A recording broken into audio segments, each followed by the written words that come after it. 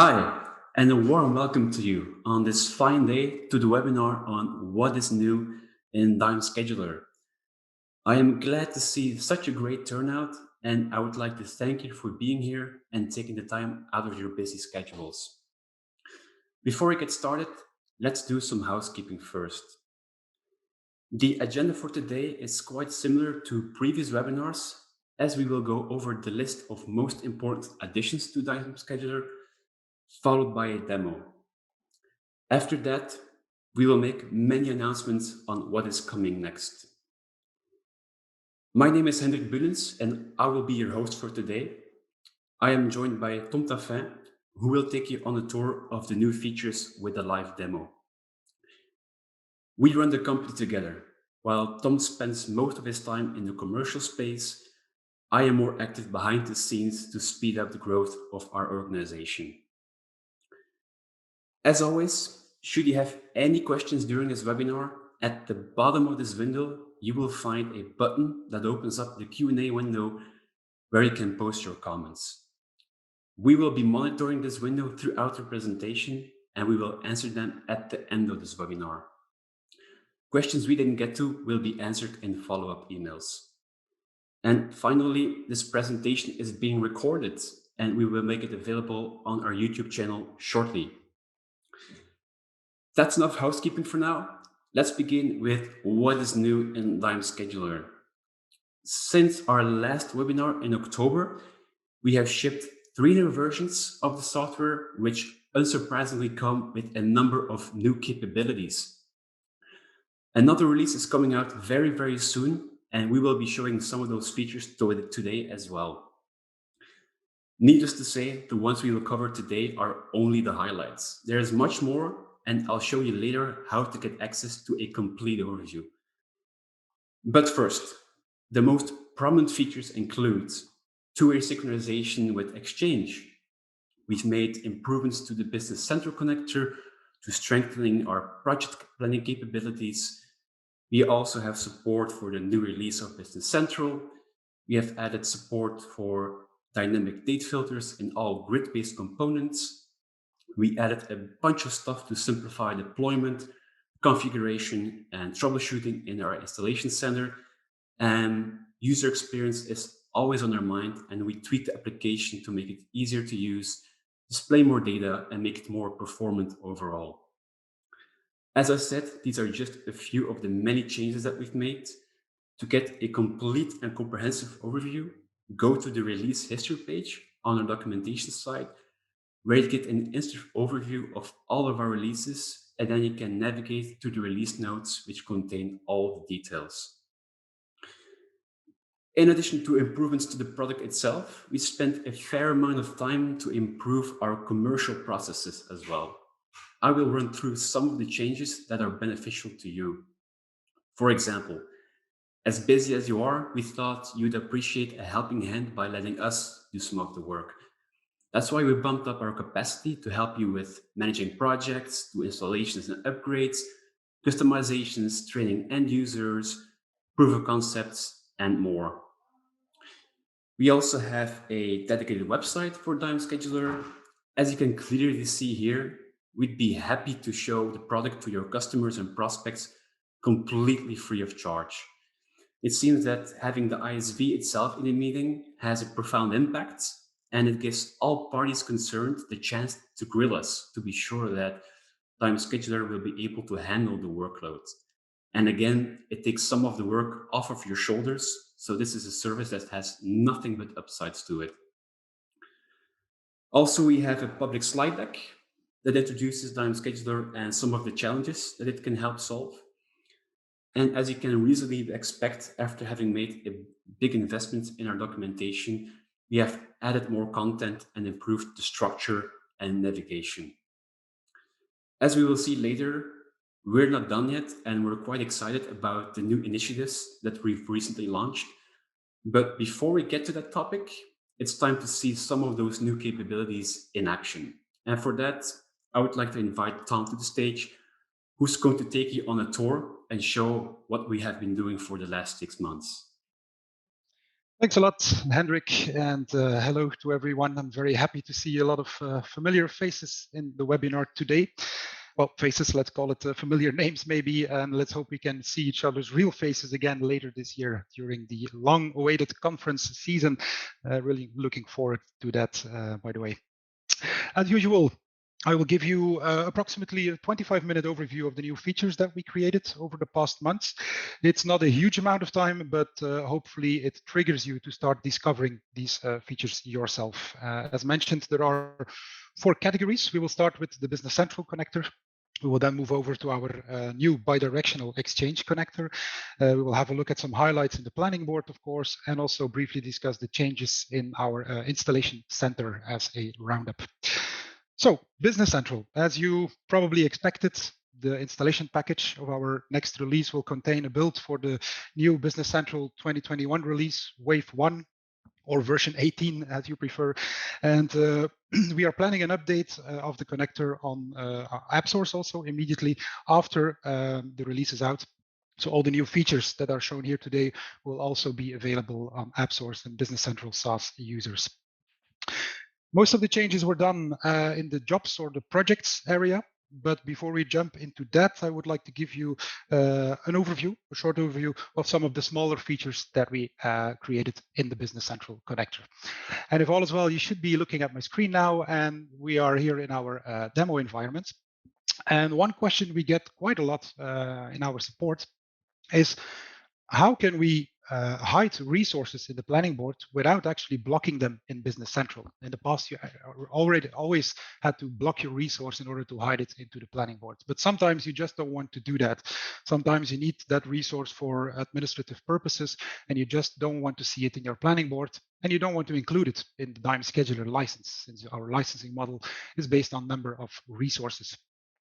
Well, we added a new field to the resource card. So when I would navigate here to the resource card in Business Central, you will see here a new field at the bottom saying hide in planning board. So I can now just enable that field and synchronize my resource again with Dime.Scheduler. In that case, you will see when we move back, and I'm going to refresh my planning board, that Timothy, in this case, the resource I selected, is not shown anymore in the overview. So that's now part of our standard connector, instead of you as a partner needing to create this functionality on top of our connector. Another thing that we noticed is that more and more of you are starting to use the notifications tab here in Dime.Scheduler. Notifications tab can be used to notify the user, of course, with data coming from Business Central. And these notifications are always linked to either the job, either the task, or the appointment. And on that last entity, we added some functionality so we can get real-time updates immediately from Business Central in the planning board. What will happen when you plan an appointment on the planning board? The data is sent back to Business Central immediately, and then it goes through a flow of business rules. For example, if I plan a project, it might potentially create a job planning line. If something goes wrong in that flow, it would be nice if the user gets a notification of that immediately. And that's exactly what we did. So when I go back to Business Central here, and let's just go to our scheduler or Dime.Scheduler setup. There is a new field here in the setup that says notify appointment errors. So I'm just going to activate that, which means that if something goes wrong with the data coming back from Dime.Scheduler in Business Central, it will notify the user in Dime.Scheduler of that. And in order to do that, let's just take a task here of this project, and I'm going to plan this on the resource with my name on it. So what happens now is, or what I did do up front to this demo, I made sure that for this resource with my name on it, there is no business posting or no general product posting group set on the resource, which means that when we now try to create a job planning line, this will obviously generate an error. That's the standard Business Central logic. So as you can see here, in the meantime, at the left side of this appointment, you can see the small red notification showing that there is a problem with the processing of that appointment. So if I would now click on the appointment, you will see here on the left side the actual error message coming from Business Central. So the general product posting group must have a value. So if we want to fix that, we can, of course, again, navigate to our resource card in Business Central, fill in our posting group, setup service. I need to put, there we go. We can close the resource card. And if I would now validate this item again, this appointment, so I can do that by just double clicking on it and hitting the save button. You will see that in a couple of seconds, Business Central will come back and will remove the notification, as you can see. So now when I click on this appointment, there is no notification shown anymore, and the problem was resolved. So this will work with standard Business Central business rules, but also if you implement your own custom business rules for this customer and you hook into some events, if it fails somewhere down the pipeline, an error message will be sent back to Dime.Scheduler using the standard or the existing notification framework that we had.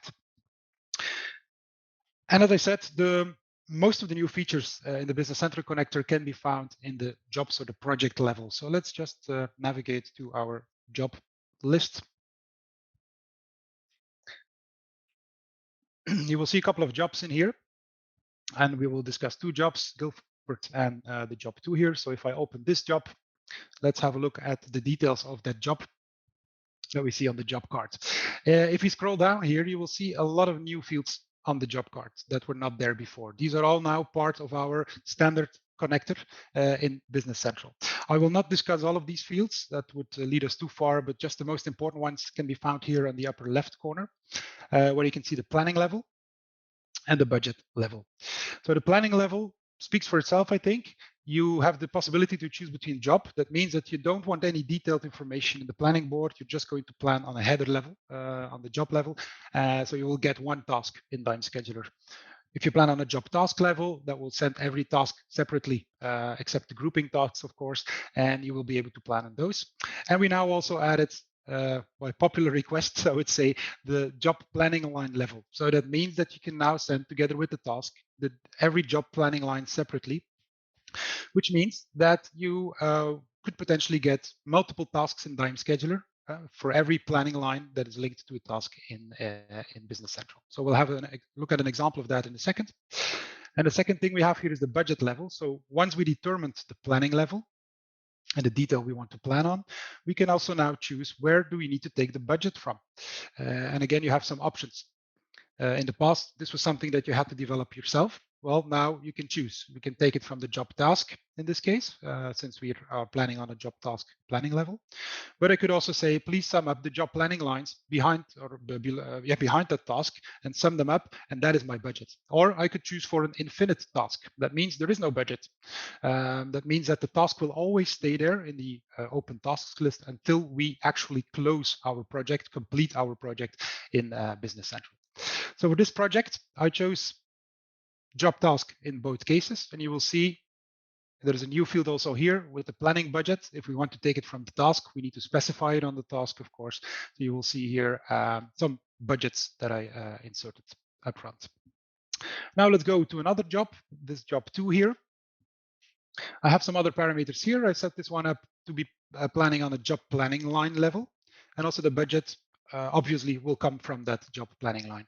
Maybe another field that is quite interesting is this planning mode. So you can now also per job identify if you want to plan this job manually ad hoc with drag and drop or through the Gantt chart. In the past, that was a generic setting on application level. You can now do it on job and even on job task level. So all the fields that you see here will also be available on the job task level, but you just need to visualize them. So for this job, you can see there is no budget set in this column. We have some job planning lines created. So when I click here, I have the detail, and I can see for my first task, which is a customer workshop, I need a functional analyst and a technical analyst with both a certain amount of time. Good. So what we will do, we'll push this job to Dime.Scheduler. So then not only the tasks, but also the planning lines will be sent, and we'll be able to plan these planning lines in directly in the Gantt chart. So let's have a look here and go back to Dime.Scheduler. We can see already here our job 2 that is here. And we have the task numbers, and you can see here, these are the job planning lines where we have our budget. So the budget is taken from the job planning line in this case. If I scroll up to my other project, which we discussed earlier, we took the budget from the task. So these are the figures that we just inserted on the task and that are sent. So based on the settings that you do on the product, on the project card or the job card, the budget will be taken from that entity and it will be sent to Dime.Scheduler. So now what we can do is, for example, in this case, I indicated on the project that I will you plan this in a sort of an ad hoc planning way. So I can just drag and drop this and assign this one to one of my resources. You can see that the budget is now recalculated. So the remaining budget is now 152, as you can see. I could plan another one, or what I could do is just double click on this one here, and I could now start repeating this appointment, make it recurring. So I could say, I'm going to plan this one for the coming 10 days, every day of the week, for example. As you will see, once all the appointments get created by the server, you will see that also the budget will then be recalculated. In this case, I posted or I booked 8 or 10 appointments of 8 hours, which is 80 hours, and I still have 80 hours left. So if you have a look now on that job card, if I navigate back to Business Central, what happened now? You can see some start and end dates are now set for this task. And if I drill down to this, you will see all the different appointments popping up here with the 8 hours that were planned. The second scenario, and I'm going to close this one, is the Gantt chart. So if I open my project here, that's the second project we just discussed. If I open the project here and let me zoom out a little bit so we see the complete timeline, you can see the structure of the project that we just set in Business Central. So in this case, you can see the grouping tasks, we can see the task, and we also now see the job planning lines. This is new with this release. As you know, for the people that have worked with the Gantt chart, you can put dependencies between different tasks or phases of the project. I'm also going to put a dependency between these tasks here. And I have a milestone here that we also want to put a dependency in between. So as you can see now, the complete project is being planned. And if I would now move one of my 2 planning lines, for example, to Thursday, doesn't really matter. You will see all the rest will move. I can also move this one here to Tuesday, for example, like this. So I'm planning on a planning line level now, which in the past was never really possible out of the box. What will happen now in Business Central? Let's assign a resource to one of these tasks. So I'm going to assign Alex to this task. People that have been working with the Gantt chart will know what will happen now in Dime.Scheduler. So if you look in the planning board, you would see 3 appointments for Alex during next week on Tuesday, Wednesday, and Thursday. That will pop up. So these 3 appointments here were just created from the Gantt chart. And if we have a look in Business Central, I think the project is still open here. Yes, on our first task, we had 2 budget lines. So you can now see here that I just received 3 new lines of 8 hours, but that the budget was deducted to 0. So it was it used to be 888, but for every appointment I added, this amount went down. So in other words, if I go back to the Gantt chart and I say that this one needs to take 16 hours instead of 24 hours, for example, and we synchronize this again. So if all is well, one appointment will be removed and the budget will come back here to the budget line where it initially belonged. So if you would overplan, the budget would go in negative, and you can clearly filter out negative budget lines to see where you have an issue with your budget in your projects. So that's new in the Business Central connector to Dime.Scheduler. The next thing I would like to show you is the Bidirectional Exchange connector. Let me just move back to the planning board. Let's move back to this week here. As we showed you during our last webinar back in October, I think it was, we then released our new Exchange connector connecting to Microsoft Graph. So what we showed you then is when you plan something for a resource, and let's take Linda in this case because I set up the integration for Linda. When you plan something for Linda, it will be pushed to the resource calendar of Linda in Outlook, in Microsoft Teams, so in Office 365, let's say, or Exchange Online. So if we go back here now, I have an Outlook open with that same mailbox configured. So you can see that the appointment that we created arrives here. What we didn't have at that time is the bidirectional part, and that's what we implemented now. So we will now be able to also track changes here and interface them back to Dime.Scheduler. How we will do that? By setting up some additional information in the Exchange plugin website.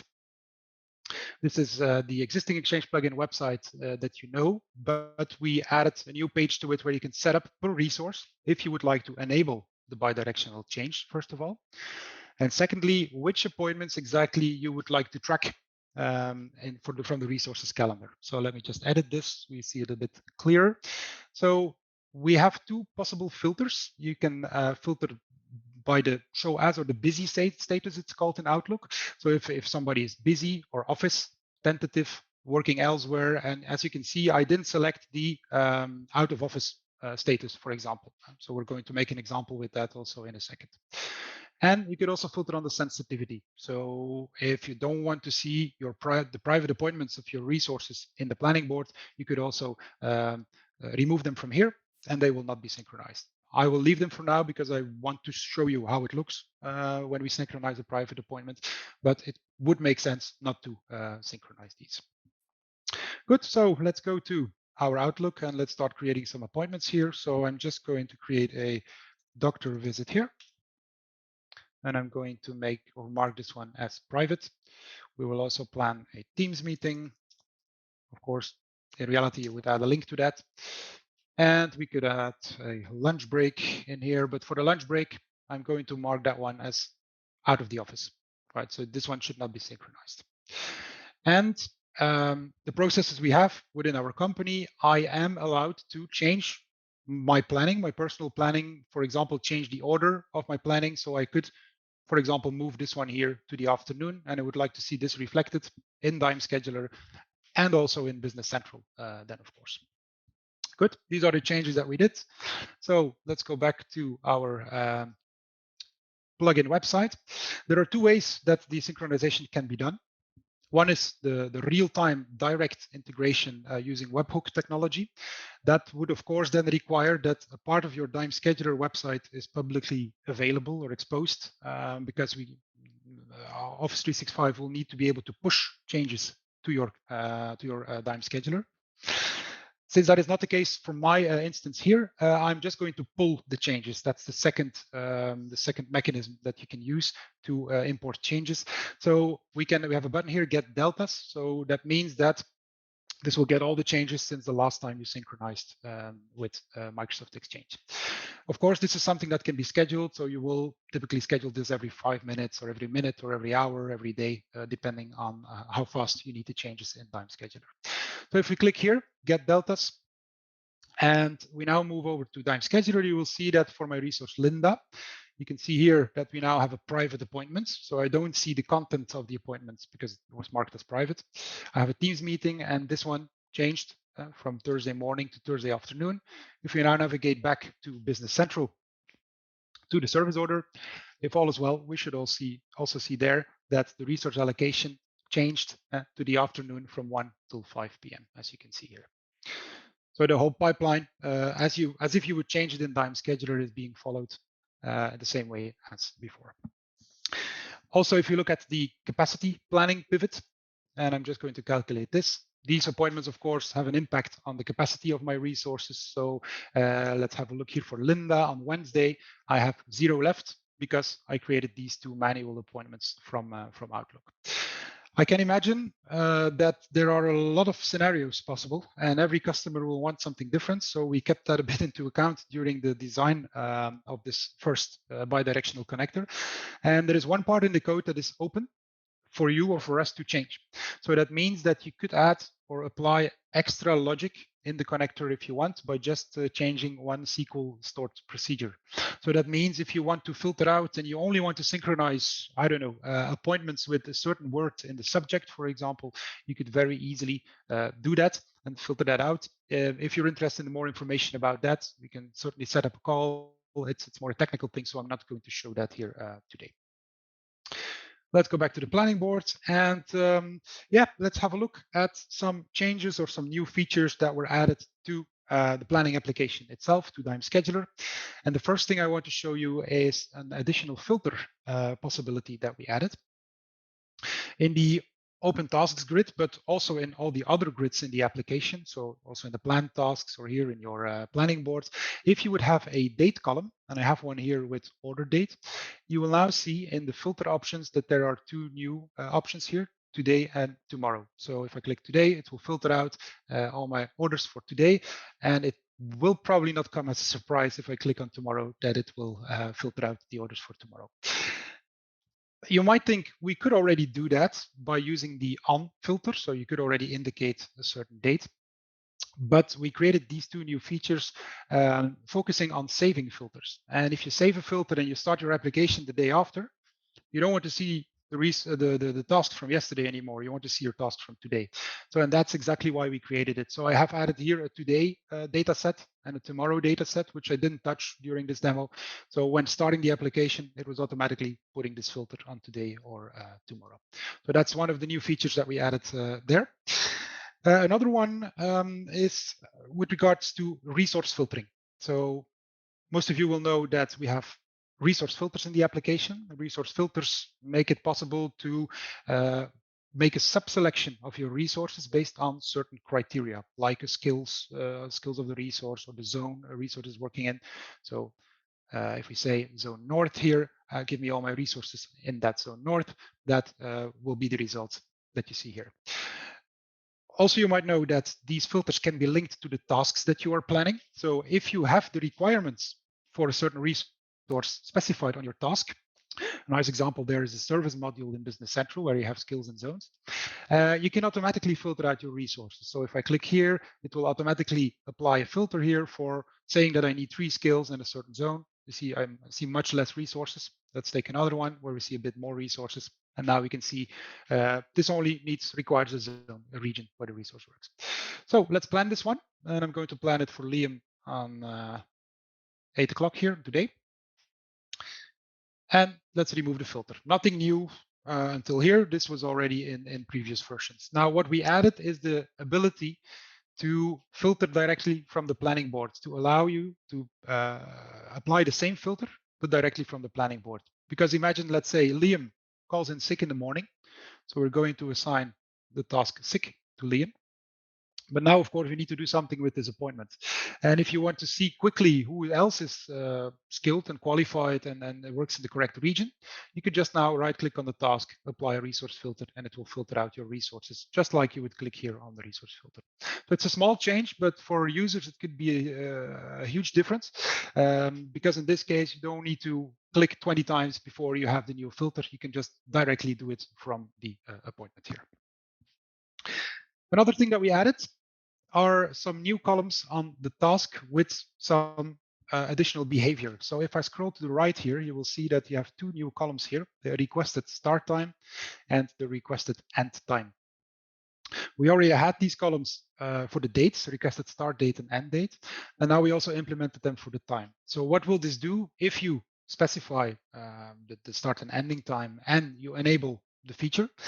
It will automatically drop this appointment from 8 till 4 on the planning board on the day and the resource that you're pointing at. So if I take a task, and let me just first remove the filter from the planning board again.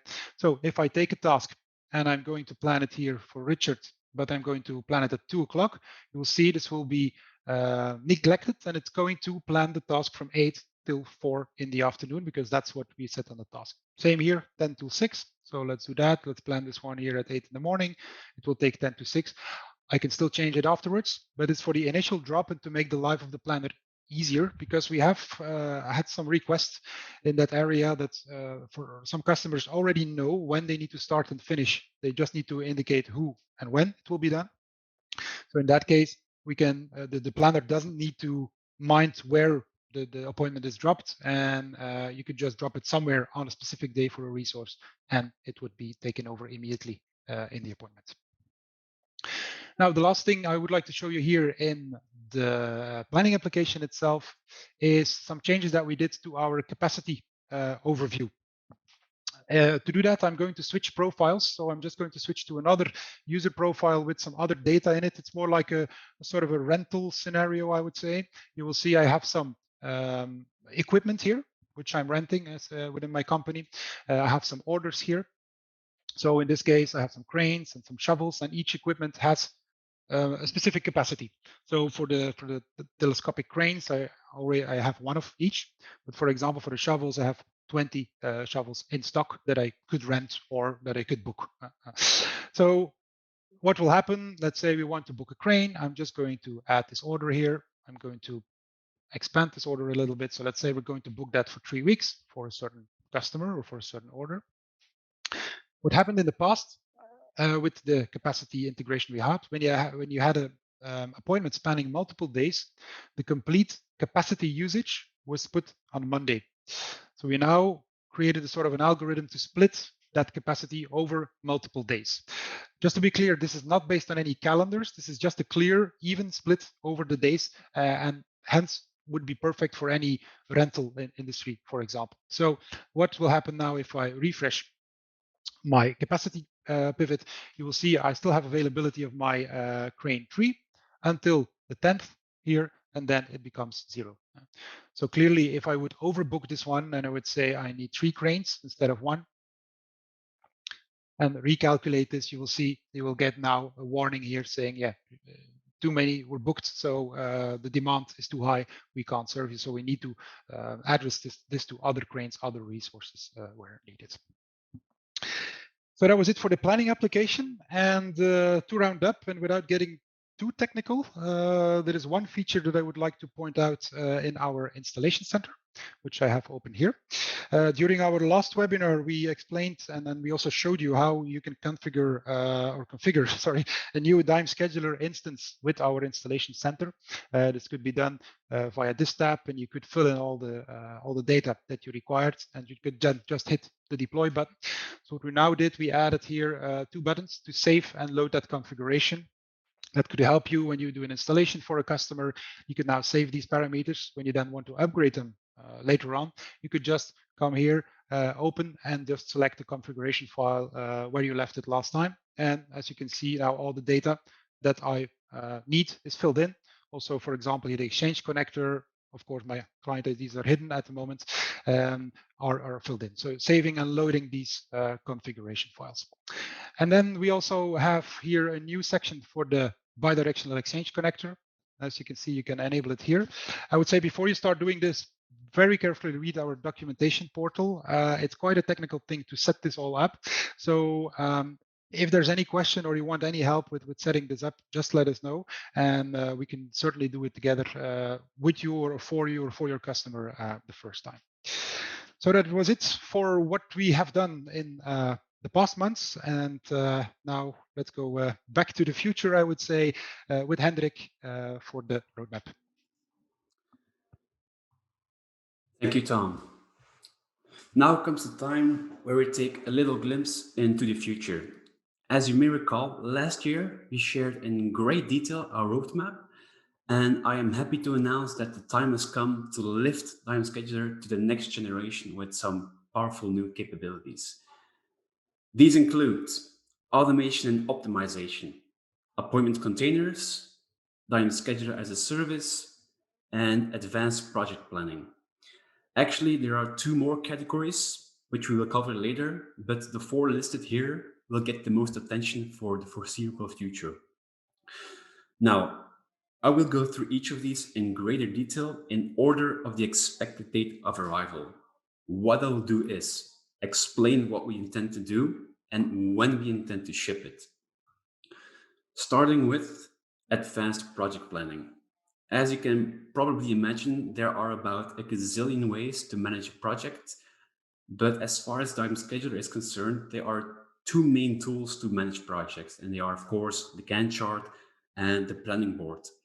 The Gantt chart is the well-established project management tool, but we see that some customers are very creative with the planning board to manage their projects. And we aim to make improvements in both areas. And for that, we've gotten some great feedback from our partners. And as a result, rather than having to develop one large feature, we can achieve a great many things by implementing a series of smaller functions. Let me give you a few examples of what I'm on about.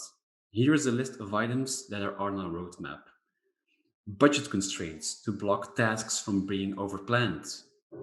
Teams meetings and inviting external people. We will improve the two-way synchronization between the planning board and the Gantt chart. Also, we intend to add extra functions to the Gantt chart so you can apply resource calendars, drag and drop resources and assign them to tasks, planning on group levels, and we also have possibilities to extend our extension so you can define the dependencies in Business Central and even manage your calendars in Business Central and link them to Dime.Scheduler. There's a lot more than this, but I think you get the message. We are looking for ways to use the existing tools we have at our disposal and make the integration between the planning board, the Gantt chart, and Business Central tighter. And some of these features will coincide with the development of other categories like optimization and appointment containers, which I'll get to in a second. But first, we should start seeing some results of our efforts today at the end of the year, although as you've seen today in Tom's demo, this will be more of a continuous process. Next up are the appointment containers. In the context of Dime.Scheduler, a container is a logical meta-entity that holds a set of related records. Today, we already have task containers, which are used to plan tasks in bulk to the planning board and display them in bulk on the map. We're going to use that very same concept in a planning board so you can group appointments and treat that group as one single entity. As a result, you will be able to drag and drop groups and the appointments inside it will be updated accordingly. I have created a little mockup just to show you how it's going to work. On the left, you see a planning board which has one appointment container, which is that red shaded area. And this container holds 2 appointments. If you were to drag this container, all the appointments inside it will be modified as well. So when you drag the container 1 day forwards, the appointments in the container will be postponed 1 day as well, which is what you see on the right. This is such a lightweight concept and yet extremely powerful. It's opening up a world of possibilities. Like, for example, it will be easy to group trips into a container and manage a trip as one entity, rather than having to manage the individual legs of the journey one by one. We've begun development and I can already show you a sneak preview how it's going to look like. This short video shows how a container can be used to manage multiple appointments and treat them as one interconnected group. We hope to have a first version ready at the 4th quarter of this year. The next one is one that I'm looking forward to most. It's the automation and optimization of planning. It is very challenging and extremely complicated, but it is one that will be relevant to any organization. The idea itself could not be any simpler, as you can deduce from this little graphic here. To the left, you find the planning as it is for a hotel. And say a customer wants to book a room for 4 nights. With the current schedule, this is not possible unless you would reshuffle the planning. And sure, you could do this manually, but that would be a very time-consuming job. So why not use some artificial intelligence that does this for you? This is exactly what we intend to do with Project Dime Optimize. Leveraging technologies such as this will save companies a lot of money, a lot of time, and it will generate a much bigger output. Allow me to go into a bit more detail. In essence, Dime Optimize will be a new product which can be used by any other application. And much like Dime.Scheduler itself, we will focus on the Dynamics ecosystem first, but it will allow for expansion to other OEMs. The product will be hosted by Dime in the cloud. It will be offered as a service. That means that you just have to sign up to the portal, add your billing details, and connect to the service through a set of well-defined APIs. No upfront costs are needed, you pay as you go. And although it will be a new product that can be used outside the scope of Dime.Scheduler, we will provide a seamless connection between the two. Dime.Scheduler already has a lot of parameters that can be fed into the algorithms like jobs, resources, the availability of resources, and the resource filters. We'll also provide ways to run this optimization manually or automatically, depending on your customer's preferences. This is going to be a massive undertaking, and we are hiring the help of universities, governmental institutions, and some brilliant people to get this thing off the ground. And perhaps I'm being naive and hopelessly optimistic, but I hope we can bring an early version to the market around this time next year. Another humdinger is the transition to the service-based model of bringing software to the markets. Fortunately, the architecture of the new Dime scheduler was designed with multi-tenancy and cloud hosting in mind. But back in 2015, when we designed it, there weren't that many parties interested. But that has finally changed, which I'm glad about because it means that we as a company can also transition towards SaaS services, where we will host a product in the cloud for you and your customers. Our approach is threefold, and it will take us from the single tenancy model to a multi-tenant model. I think it was last year when we announced Azure support. We called it back then the lift and shift operation because it's basically the same thing as single tenant and on-premise deployment, except that it's hosted on Azure. The next step that we'll take is managed hosting, which basically entails that we at Dime will take on the burden of deploying, patching, maintaining, and updating Dime Scheduler. Both of these options, though, require upfront planning, and in the grand scheme of things, they are not extremely cost effective, simply because of this single tenancy dimension. The infrastructure isn't shared and remains idle for extended periods of time. This is why we want to transition to a multi-tenant model in which customers share the same infrastructure and can get started by just clicking a few buttons. So with this model, there is no more need for hosting yourself, and billing will be done through subscriptions, which include all the costs. And again, I may be very optimistic, but I hope we can launch Time Scheduler as a service next year. That may sound like a very long time, but trust me, it's worth the wait because it's going to be cheaper to run, it's going to be faster to run, the lead time will go down drastically, as well as support and training, because we will do most of the heavy lifting ourselves. So that leaves up to you that all that you as a partner will need to do is configure it and set up the integration with the connected systems like Business Central. In other words, your effort goes down dramatically, giving you more time for work that adds more value than, say, installing a SQL database. So again, a transition like this will have nothing but upsides. If you think that we've got enough on our plates with everything I just told you, you would be absolutely right. But we have a couple of more initiatives that we will launch in a later stage. And the first one is to expand our ecosystem. We already support the different systems in the Dynamics product suite and Exchange, but we can and we will go much further. By creating a software development kit, we can basically connect any application to Dime Scheduler.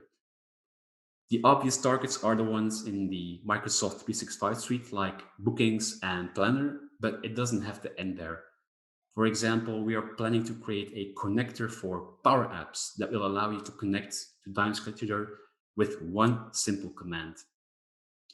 And by the way, this technology I'm talking about is already in production today with the Bidirectional Exchange connector, and we will further invest to make it as easy as possible to use with any system imaginable. The expected date of arrival is Q3 of this year, although it's already available today as an alpha version. As I told you, with the appointment containers, route-based planning will benefit tremendously from this feature. Loading and dropping shipments are a good fit with the appointments in the planning board, but being able to treat a related set of appointments as one single entity will only enhance this experience. Just to give you an example, we will add drag and drop capabilities to the routing grid and will bundle the trip as one entity. In a later stage, we'll add traffic time to the mix that could be recalculated from time to time to make the planning as accurate as possible. It goes without saying that our optimization product will be of great value to calculate the most optimal route. We intend to provide this drag and drop capability in the third quarter of next year. The penultimate topic for today is that we've started the design of an online learning platform. We have recently redesigned our partner training course, and its contents can be extracted and put into an online learning system. And along with it comes a certification program. Certifications will be issued when you complete the required modules of a given certification track and answer some very simple questions that will pop up throughout the course. Our only goal with this is to make it as easy as possible for you to work with our product, and learning at your own pace is an important aspect of that. And for this, an online learning system and a modular course structure with short videos and easy navigation, in addition to the docs, should help lowering that learning curve. This online learning platform will allow us to reorganize our partner onboarding and support process slightly. In addition to the online training materials, we'll be able to use our manpower better to organize in-depth and on-demand classes with one of our trainers. Examples of that include refresher courses, training of new consultants and users, and perhaps even tailored training. For instance, when you want to integrate Dime.Scheduler with your own vertical solution. And we aim to have a system in place in the summer of 22. And finally, we have set our eyes on creating a mobile application. Every now and then, we get some ludicrous requests to get a useful display out of the planning view on a mobile phone. Mind you, Dime.Scheduler was designed for the planner and not necessarily for technicians or other resources on the road. This has already slightly changed with the agenda views, but we're going to take it to the next level with a mobile app. I do want to make it clear that we're not planning to make a full-blown application for technicians or anything like that. There are good solutions on the market already, and they work very well with Dime.Scheduler. So we're keeping our focus on planning and not on anything else. We're still in a very early stage, but we intend to ship something useful as early as possible, but we're not sure yet as the design specifications haven't been completed yet. So there we go. These are the objectives for the coming years, and I am excited for what the future will bring. If you wish to go through this list again, go check out docs.dimescheduler.com/roadmap, and you will find everything that we've talked about today. It goes without saying that we built this roadmap with you. I would love to hear your feedback, which features you or your customers may want. Get in touch and maybe we can figure something out. And please give us a like on LinkedIn. It is my goal to stop sending emails, which we, truth be told, do very rarely, and announce our releases and things like that exclusively on LinkedIn. But for the moment, the majority seems to still prefer emails. But nonetheless, we'd appreciate if you give us a follow on LinkedIn. As promised at the beginning, there is some time to answer questions. I would like to invite Tom back so we can have a steady flow of questions and answers. Before the start of this webinar, Tom, I got a question which I thought to share here. Is there an extra cost associated to the Exchange connector? I can be very brief about that. No, not to the bidirectional Exchange connector. So no changes in the licensing model. So the Exchange connector is still a separate module in the license, but the fact that we made it bidirectional now doesn't change anything. So it is included in the existing Exchange connector license. Okay, thank you. While you were talking about the Business Central modifications, are those new features also available on older versions like NAV 2017? No. So, well, we only do new developments on our extensions. We do not do any changes for the objects anymore. So everything we do is in AL code, of course, and that's no secret. The connector part can be shared with any partner. So the source code can be shared, and the code could be downgraded. All the objects are in a separate range, so the code could be downgraded to any nav instance if needed. So that is a possible option, but out of the box, we do not do any changes to our nav objects anymore. Okay, talking about Business Central, can I also skip the job planning line creation for every appointment in Dime.Scheduler for a specific project? Yes, that's also one of the new options. I didn't point that out today, but you will be able. There's a new option on the project where you could say that you don't want to create any job planning lines, for example, when the data comes back. So the answer there is yes. Then we have a couple of questions regarding the Exchange connector. Can you move also appointments in Dime.Scheduler which are originally entered in Outlook? At the moment, we blocked that. We could open that up again, but it was a decision from our side initially not to do that. It is something we could test a little bit with. So that's the part I was saying, where partners and ourselves also can intervene for customer specific scenarios. So it is something we could turn off the locked Boolean basically and see what that does. But we would need to look at the business process. Why is that needed, etc., etc. Mhm. Are all these features that you showed today already available? Part of them are already available. So the bidirectional exchange connector is already available, but the features, for example, with the splitting of the capacity will be there in the next release. And that release will come in one of the following weeks. So just keep an eye on our LinkedIn page, I would say, and we'll post there when the release is ready. Also, the ones for the Business Central, the ones for Business Central will be included in that release. Mhm. There's a question regarding capacity. How do you synchronize working hours of an employee? Does it come from Exchange? Does it come from Business Central or another source? Well, the capacity is coming from Business Central. So we use the standard, or you could potentially use the standard resource capacity module, which is quite limited, I must say. What we also have, you could also display calendars in the planning board where you say, okay, show time slots where people are or are not working. And those are calendars built in into Dime.Scheduler. So there's a clear difference between calendars and the capacity. They're not linked to each other, which allows us also to work with, for example, capacities in pieces instead of hours. So that's the reason why we split those two. So the example I shown you with the number of pieces you have in stock for a certain item or for rental items, you can never link that to a calendar, for example. Thank you. There's a couple of more complicated questions. Maybe there's one more. Is a lot of what you've shown today available in service management? Well, so what service management, we already had quite an advanced connector. So we didn't do a lot of new things there. We are planning to do some things also in service management. So I would just say get in contact with us with what you need, and then we'll see if it's already on the roadmap. If not, we can certainly add it. Okay. And maybe just one more. Is the SaaS-based version of the time scheduler be compatible for older versions of NAV?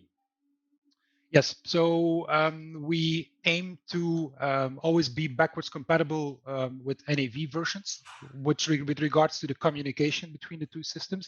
So as you can send and receive data from Dime.Scheduler today, also from and to a NAV version, that will also be the same for the SaaS version of Dime.Scheduler. Okay, thank you, Tom. No problem. I think that's enough for today. I would like to thank you once again for your time and your trust in Dime.Scheduler, and I hope to talk to you soon. Until then, take care and goodbye.